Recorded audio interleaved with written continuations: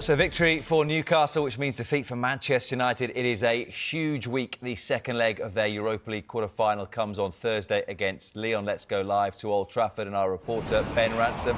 It is, Ben, a massive few days ahead for Rúben Amorim.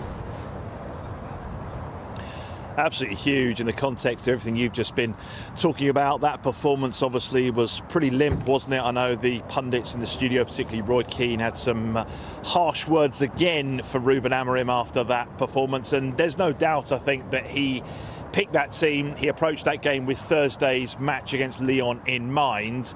Whether that's the right approach to essentially prioritise one over the other, I guess he's the manager. He's got to make those big calls. And really, their season rests on the Europa League, doesn't it? On trying to initially get through this quarter-final. But he's got some huge questions to answer again. Andre Onana obviously taken out of the firing line at the weekend. Rúben Amorim said he didn't want him on the bench because he knew that the cameras would all be focused on him at all times. He wanted to give him a complete break after those two costly errors that have meant that this Europa League quarter-final's delicately poised at 2-2 going into the second leg on Thursday. But Altay Bayındır, as you've just been explaining, didn't exactly cover himself in glory, particularly by gifting Newcastle that fourth goal. So a huge call this week for Rúben Amorim as to who plays between the sticks.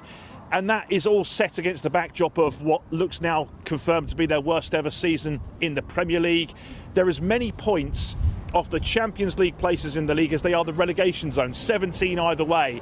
That really does tell you the state of play here. That's what Rúben Amorim's up against.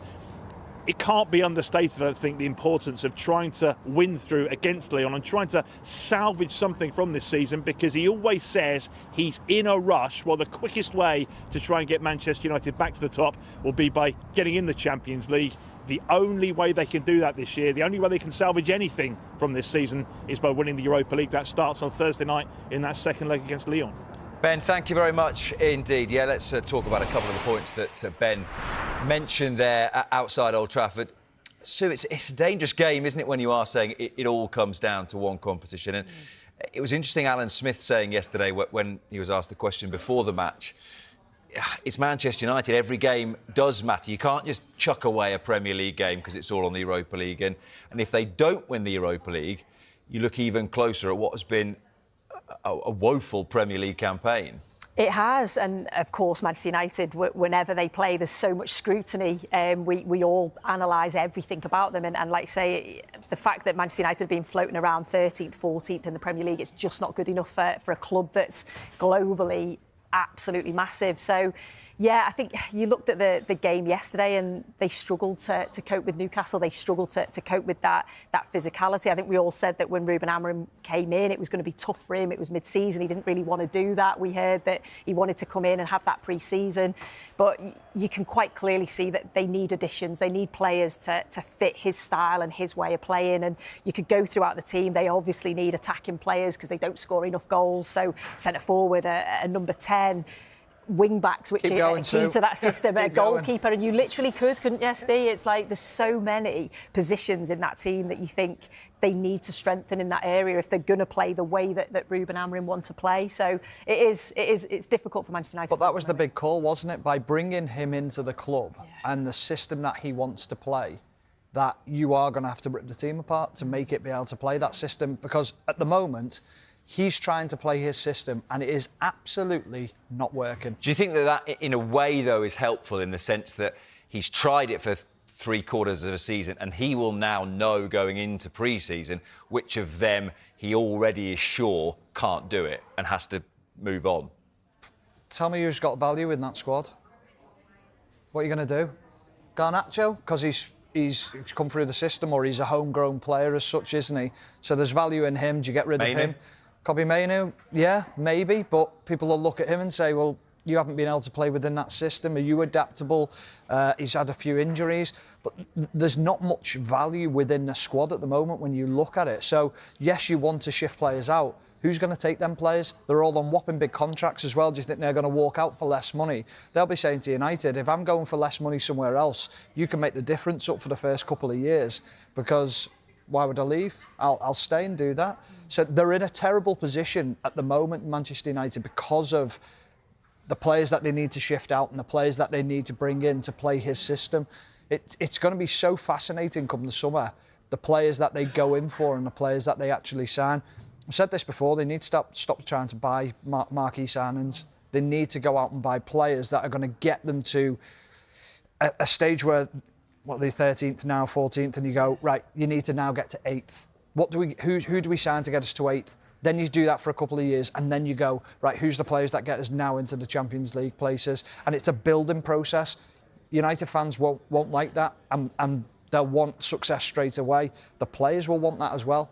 It won't happen because of everyone else around them is that far ahead. But one of the interesting things about that, Sue, when you talk about players and system there, for example, you take when Jurgen Klopp arrived at Liverpool, it's the players that fit the system that sometimes you might think when they arrive, I'm not sure Gini Wijnaldum had just been relegated with Newcastle. You think, actually, he fit what Jurgen Klopp wanted perfectly. And that is what not just Rúben Amorim, but whoever else is involved in the process, Jason Wilcox, anyone else, has to get right, is that the players fit what he wants to do. Yeah, it's all got to be about the recruitment, and that's the worry, and that's probably what the owners are thinking.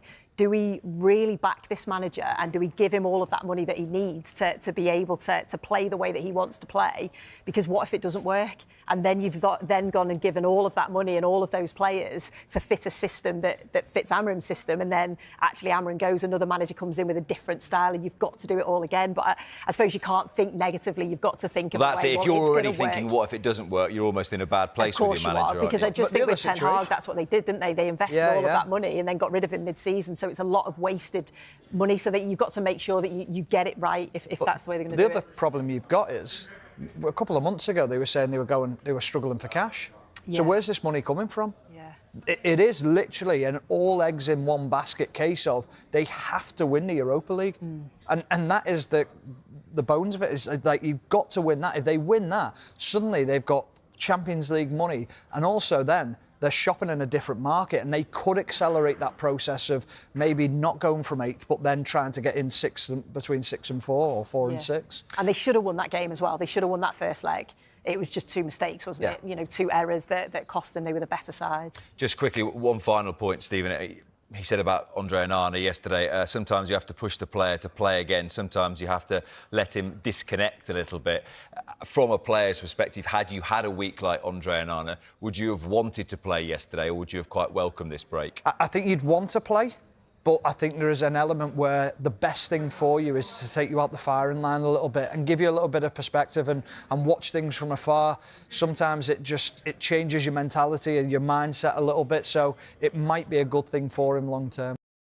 Manchester United fans find themselves in unfamiliar territory this season. 14 in the Premier League, inconsistent performances across all competitions, and a club riddled with uncertainty on and off the pitch. At the center of this storm stands Rúben Amorim, the young Portuguese manager brought in with high hopes and a vision for long-term success.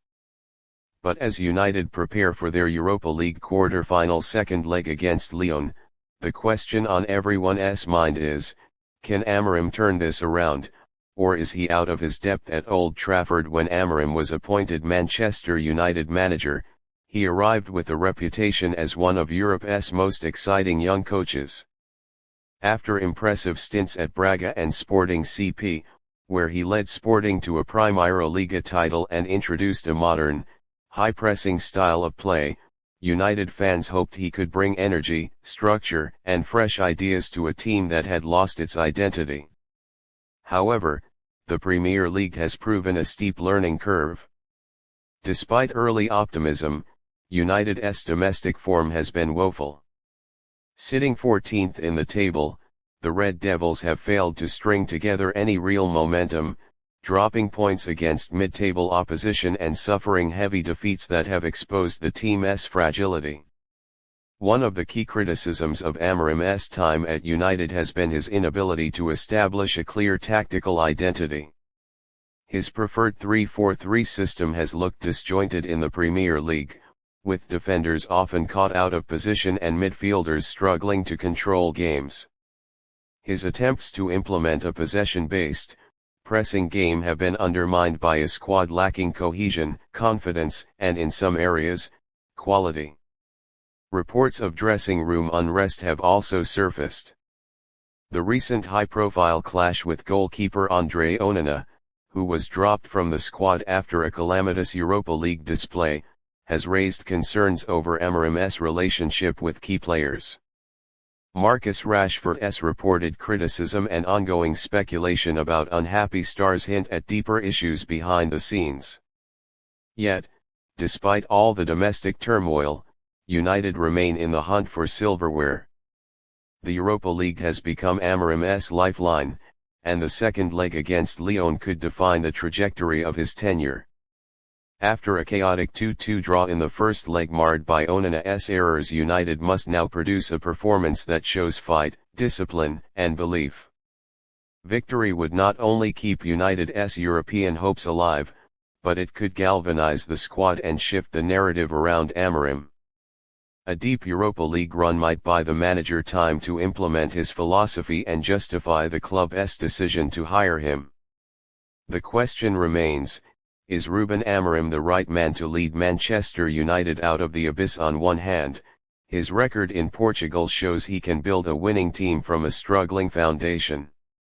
He is tactically innovative, brave with youth, and has a strong understanding of modern football trends. On the other hand, managing United is a completely different beast. The scale of the club, the intensity of the Premier League, and the pressure to win now not later make it one of the toughest jobs in world football. Amorim needs backing, both from the board and the players. But he also needs to show adaptability. If his current system isn't working, he must be willing to change. If key players aren't buying in, he must find others who will. The next few weeks, including the Lyon match and upcoming league fixtures, will reveal if Amorim has the character and capability to survive the fire.